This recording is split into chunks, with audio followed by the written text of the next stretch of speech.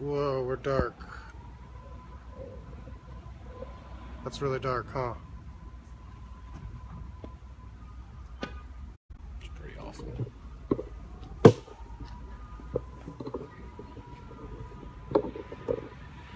That's better. I can see this Adonis. Already in his Halloween costume? Yep. Yep. Dressed up as a either employed sports writer or unemployed sports writer. I bet you can't tell the difference. How's everybody doing? It's Halloween. Yeah. Everybody has good costume ideas? Hope you guys have a good evening. That's it. So today we learned Kamryn Pettway is injured again. He broke his shoulder Blade. thing, scapula bone. That's a medical term. He's going to be out at least probably 4 weeks, which would put him right at the Iron Bowl, if not beyond. So I would think that based off everything, his season might be done, and at the very best, they'll hope to get him back for the bowl game, whatever bowl that is. So his season's pretty much a wash. If you think about it, he played in 5 games. He had 1 game, 100-plus yards. Seemed to be getting back into a rhythm. At Arkansas, he had 3 touchdowns and those 90 yards in the third quarter. And then he apparently injured his shoulder on the run just before his last touchdown run. He was running on adrenaline. He felt something was wrong, but he played the next snap, scored a touchdown. And then he was dealing with the shoulder. They just thought it was sore and hurting on him. And then finally, on the next Friday, 6 days later, they decided to do an x-ray on it and kind of find out he had a fracture in his scapula bone. Not sure what shoulder is. It is. Gus Malzahn said afterward. Left or right, I'm guessing. Yeah, Gus Malzahn said he thinks it might be his left, but it doesn't really matter. I mean, he can't play with it. So it's a hit for Auburn. He's been dealing with heel and ankle injuries all season too, and now this. He's probably going to miss the regular season and maybe even the bowl game as he tries to heal up. So Auburn's running back rotation suddenly is Kerryon Johnson and then Cam Martin and Malik Miller, it sounds like. But Kerryon Johnson, then the rest of them? Yeah, because it seems like they've just wanted to play Kerryon Johnson until he's... Because he even said that when they asked about kind of losing him, he said, they have so much confidence in Kerryon, and the only concern they have is keeping Kerryon fresh for the fourth quarter, if those games go to the fourth quarter, which was a strange quote. But you kind of anticipate him getting 30 carries a game here, wouldn't you? Except for against Alabama. I think he get close to 30 carries. I think they'll try to keep him about 25, 28. I do think a heavy workload. It's still a heavy workload, but I think they're going to try and do that, and they'll get Cam Martin and Malik Miller. Cam Martin more than anybody, probably more involved, and Devin Barrett.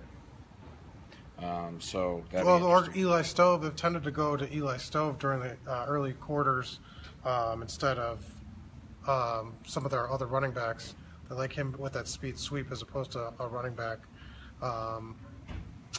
It'll be interesting to kind of see. This was kind of a surprise for Kamryn, considering on Tuesday night, Chip Lindsey said they had a really good plan for those guys together. Best laid plans. I mean, they had no idea what he wanted to do with both of them healthy, and now they're not both healthy. And now for Auburn, you just hope. And they might now have never been healthy for back-to-back games. I don't think. Yeah. And you wonder. You wonder if both are coming back, and that could have been it. That could have been the last hurrah of that Arkansas game. Yeah, and you wonder if goodness, what happens if Kerryon Johnson gets injured? What do they do? Who's the number one guy behind him? Is it going to be Cam Martin? It'll be interesting. Cam Martin's dad had some interesting things to tell you this. Yeah. Recently. Yes. It's called him, reached out to his family just because it's a homecoming game of sorts. There's 3 scholarship players from Texas on the roster. Excuse me, still recovering from the plague.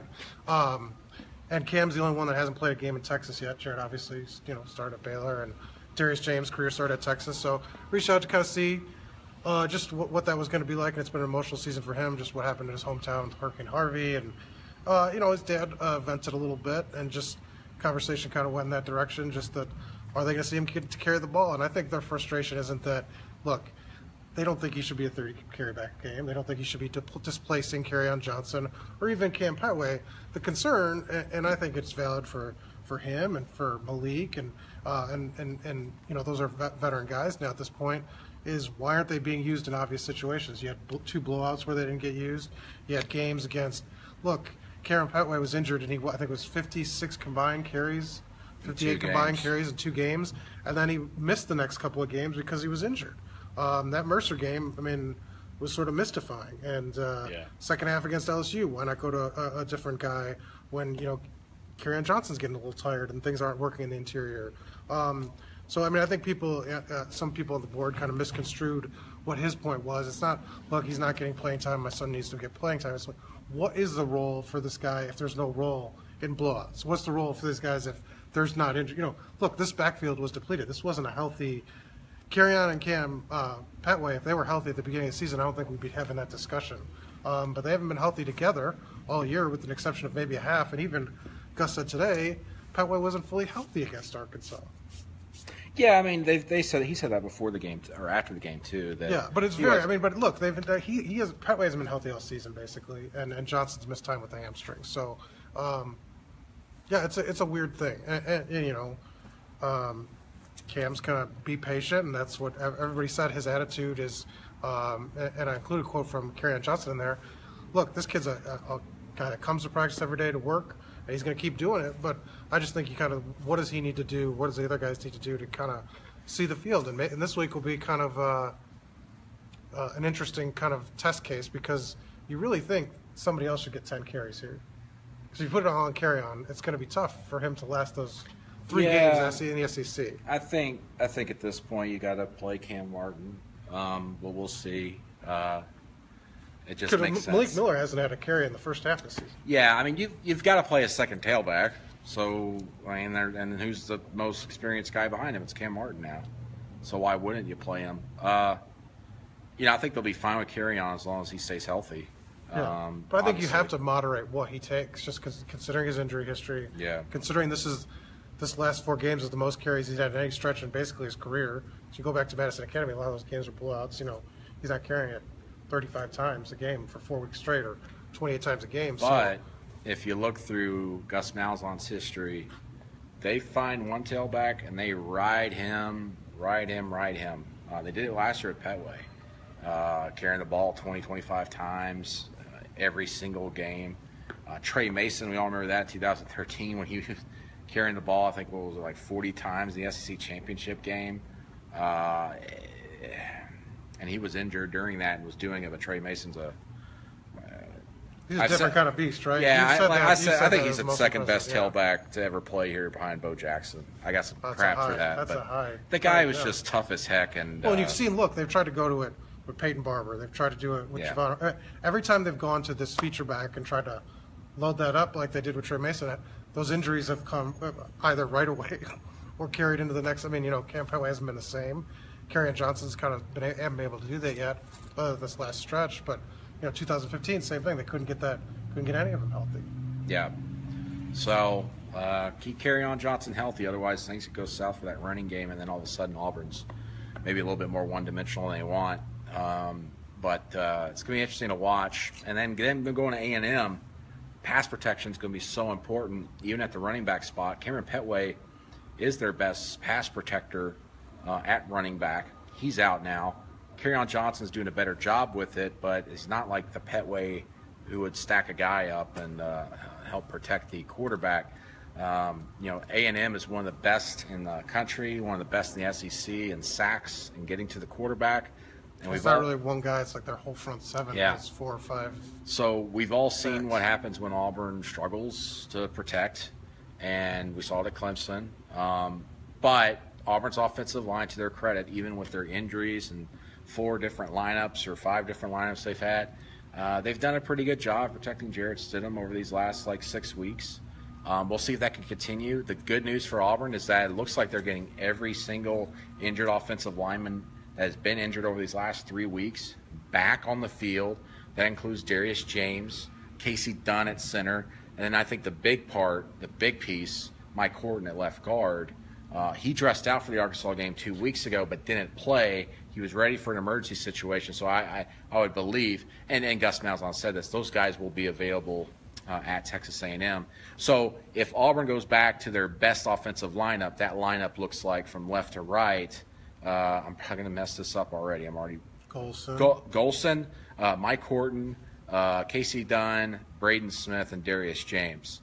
So that's a very good lineup for them. Something that if you told me in the offseason that's what it would be, I wouldn't have believed you, just because I thought Casey Dunn, they would not put him in there.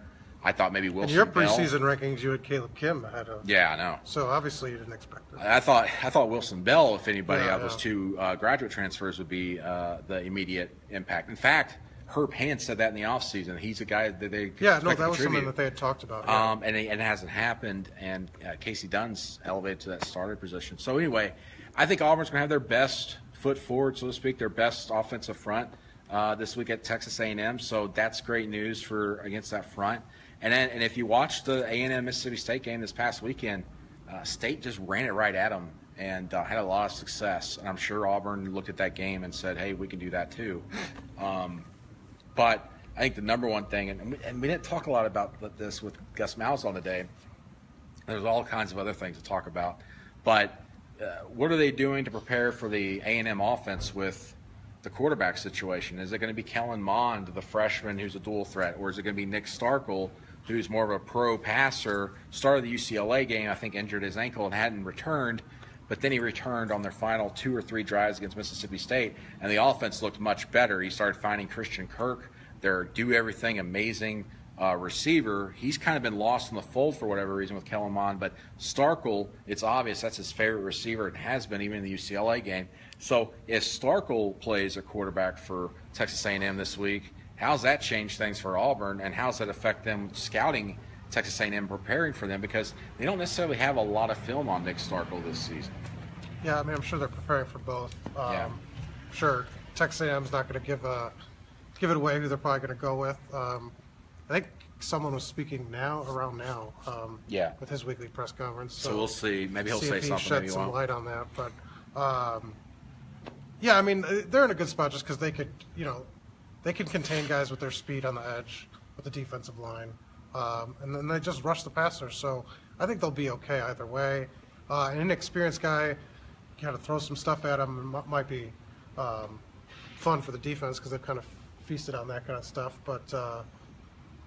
And with the defense healthier now, Trey Matthews talked to us as well.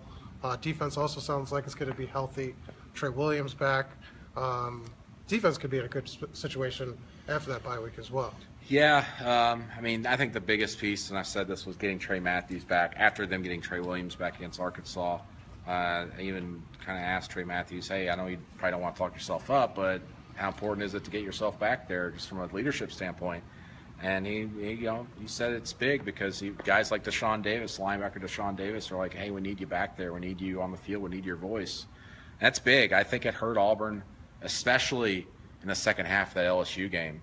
Yeah. They gave up some big plays. They had to rotate Daniel Thomas and Nick Ruffin in at those safety spots. And I think it hurt them that Trey Matthews wasn't out there. If Trey Matthews was in there, maybe that game's differently just because maybe the defense holds LSU more in check, even near the end of the first half, because Trey Matthews got injured in the first quarter, and he pretty much didn't play that game if you really think about it. So even if he's in the second quarter, maybe they don't score one of those touchdowns, and it's a completely different game. And we're looking at Auburn right now at 7-1 and possibly being in the top 6 or top 8 nationally with a legit shot to be in the playoff rankings near the top 4 if they were to beat Georgia here in 2 weeks and A&M. So it's amazing how like 1 or 2 injuries can really change things.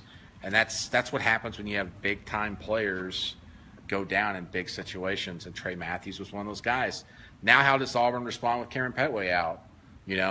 It seemed like they were finally getting him and Johnson back. They had a nice little balance there. Yeah. Johnson went in the first half, and then they went to Pettway with the fresh legs in the third quarter in the game, and that's how the game turned into a blowout. They put Pettway out there, and I don't think Arkansas was ready for his running style. He just ran all over him.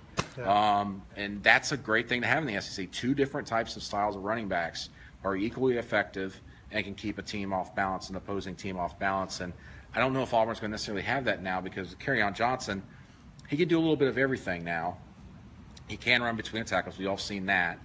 But Cam Martin's more of that guy. He's just a speed guy. Yeah. He provides a little bit of a difference to Kerryon Johnson. Pettway was unique because of kind of a bully as a runner. Yeah. So maybe another guy that would be a change of pace, more like Pettway, would be Malik Miller. but it seems like the coaching staff doesn't really want to play him for whatever reason. No, they don't want to play anybody. But. So, any questions? We'll take some questions here for a few minutes, and then Mike's got to go do basketball practice, and I've got to get to work and do some things. And trick or treating is what he said. You know, he starts early. I don't trick or treat. I got to prepare for the trick or treaters. He's gonna go to Target, half off candy, and just buy everything. Brenda says Georgia and Alabama are two of the hardest hitting teams. What do you think? Yeah, I mean they're number one, number two in the country, and their defenses are really, really good. What else we got? Offensive line needs to get it together. I think they have the last few weeks. That's pretty good. Even with the injuries. What is the status of the defense backs? They're expecting everybody back. Trey Matthews is supposed to be back with a hamstring. Yeah, there were no individual updates outside of Pettway. It was just we expect everyone that was injured to play. So that's kind of where that's at. Does the absence of Pettway make it harder to move the ball in Georgia? If Johnson's like stuffed, you know, yeah, because you got to have a change of pace guy, a different look. But maybe Cam Martin's the answer. Maybe Malik Miller will be the answer. I think you'd always want a healthy Cam Pettway in the lineup, but over under on Wildcat calls 5. Well, over or under. That's what I'm saying the line at. So what are you saying? Well, I'm asking over or under. I don't know. Push. Say 5. Say over. I don't know. What about the defense? Yeah, we just talked about the secondary. Joining late. How did Kamryn Pettway get injured? He fell on his shoulder awkwardly on his second to last carry at Arkansas, and apparently broke his scapula bone. You just like saying scapula. Scapula. Like when Gus Malzahn said scapula, everybody got on their laptops Googling, what is scapula? Do I think Malik will also have a package this week? No. Probably not, no. Let them play, let them loose. Well, they pretty much, I mean, they throw the ball downfield a lot, so yeah. Spread for the Iron Bowl. I saw one Vegas line or whatever early had Alabama by 10.5, which sounds about right. Sounds about right. And then they also had Auburn as a 3-point favorite against Georgia. So if Auburn wins to the Iron Bowl, I could see it going down. If they were to lose one more, I could see it going up a little. Right.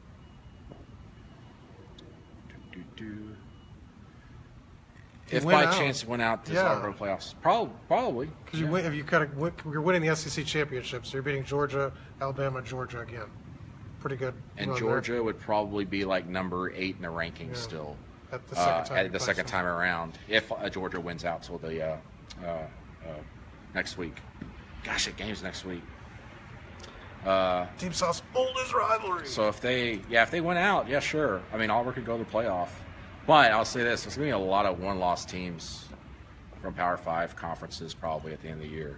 But if you're Auburn and you've beaten the number 1 and number 2 team and the number 8 team all in a 3 out of 4 weeks. Well, so because they'd have to take an SEC team, so Alabama would jump Auburn, even though Auburn won it throughout and had played one more game. Auburn fans would lose their minds. I don't think that would happen, even though Alabama had only had 1 loss, just because if Alabama lost, they would probably fall right out of the top 4. Yeah. I think what would happen is if Auburn lost to Georgia in the SEC championship game, that's when Alabama would get in. Okay. You know what I mean? But then it's 3 losses, so it doesn't matter. Right. But I'm saying that's the only way Alabama would get in. I don't think it would matter what anybody else does in the country. I think it would depend solely on what Auburn does in the SEC championship game for Alabama. I got you. Because, I mean, think about it. Auburn's got a tougher schedule than Alabama. You know? In general or remaining? In general Oh. and remaining. Well, They get LSU at home. They have to go on the road to Auburn. yeah. Auburn will be a top 15 team, maybe top 10 at that point if they beat Georgia. I don't know.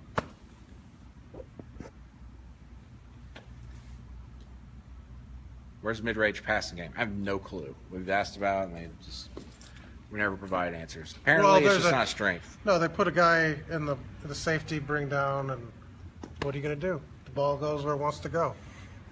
Can you imagine if Auburn had like a magic ball? They just threw it and go wherever. Kind of like the new Mario game. You know, you throw the hat. I don't have a Switch, so I've already beaten it. So proud of that. I am. Second Facebook Live, you mentioned that. I am very proud of it. See how many. I've beaten the Zelda game and the Mario game. We can keep that streak alive.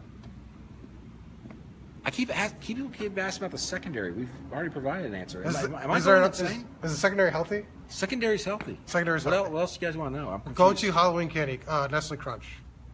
Candy corn. Ugh. Not chocolate? No chocolate. Ugh. I like chocolate, but candy corn. Ugh.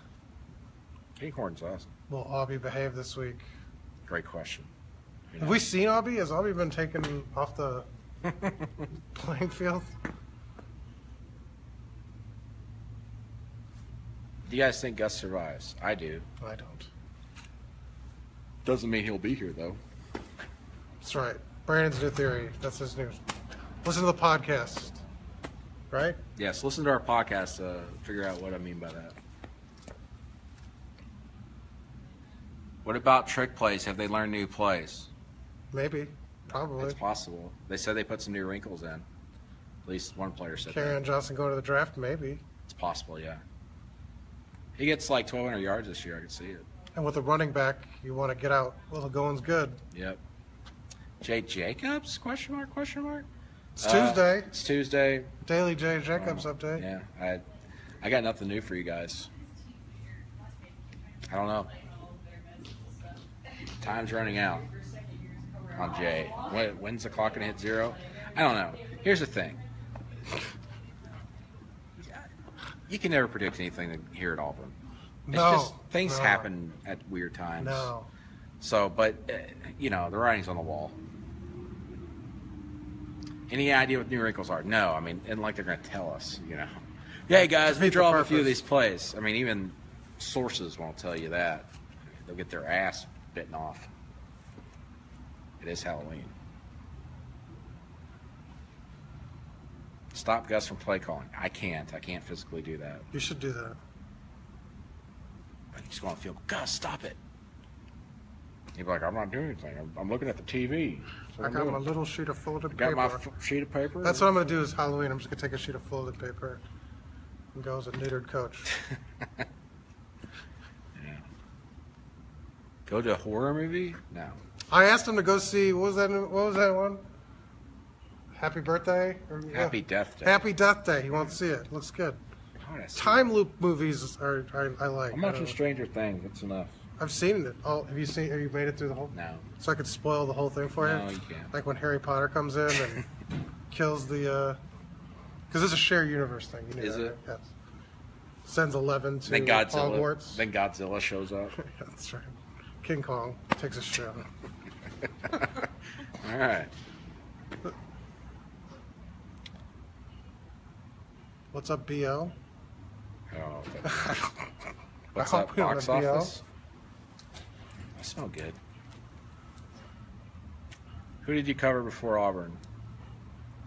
I covered Mississippi State, and then Arkansas before that, and then high schools, and then before that I did government reporting. Wow. And before that I was a managing editor for a weekly paper. It's like a LinkedIn. It's my LinkedIn profile. What did you do before you covered Auburn? I was a guy. He was a guy.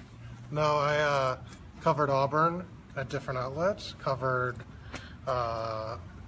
Eastern Michigan, and helped cover University of Michigan, and so pro teams around the Detroit area, covered high school sports, did all sorts of stuff.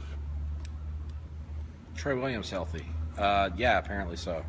His name was not specifically mentioned today, but he did play against Arkansas. And Gus said that other than Kamryn Pettway's arm falling off. Oh, we didn't ask about the neck roll. We didn't ask about Trey Williams' neck roll. We should have done that. We spoke to him Sunday. Right? Sunday? Yeah.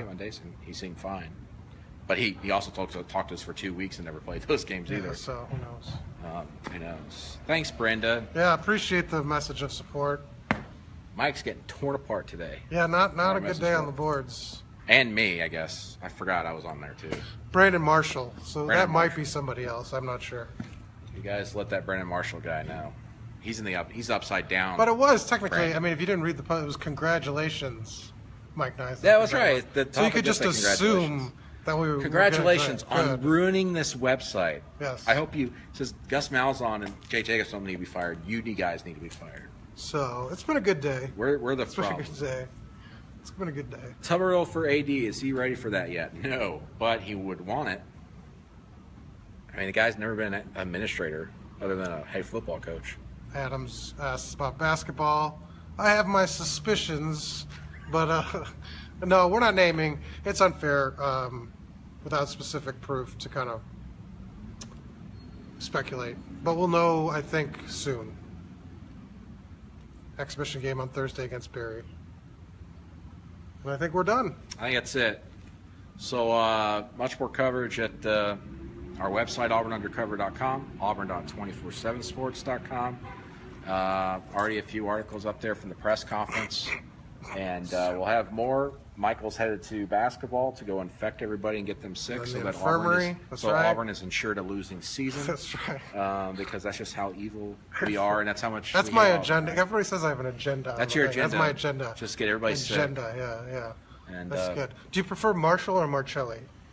Let's go with Marcelli. I like Marcelli better, to be honest. So he's Michael Nislik. I'm Brandon Marcelli Marshall, and we'll see you around.